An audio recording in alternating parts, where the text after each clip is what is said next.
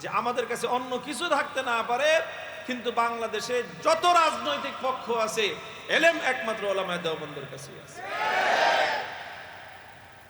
অন্যদের কাছে এলেম নাই। এলেম ছাড়া অন্য যত যা কিছু থাকুক শেষ পর্যন্ত এলেমের কাছে এসে মাথা নত করতেই হবে। আল্লাহ আমাদেরকে বুঝবার তৌফিক দান করেন। এখন আমাদের কাজ হলো নিজেদেরকে আরেকটু প্রস্তুত করে নেয়া নেতৃত্বের জন্য। প্রত্যেক বছর এই যে 35,000, 30,000, 50,000 ওলামা যে ফারেক হচ্ছে, এর মধ্যে অন্তত 1,000 যদি জি ইস্তেদাদ হয়, এই 1,000 থেকে অন্তত 10% আপনারা দেন রাজনীতি করার জন্য। 10% দেন রাজনীতি করার জন্য, আমাদের কাছে দেন, আমি জিম্মেদারি নিব।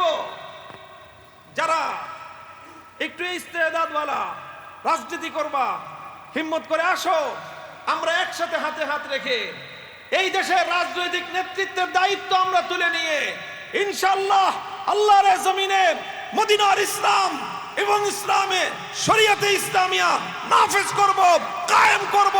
100 বছরের পূর্বসূরীদের স্বপ্ন বাস্তবায়িত হবে ইনশাআল্লাহ এই জমিনে।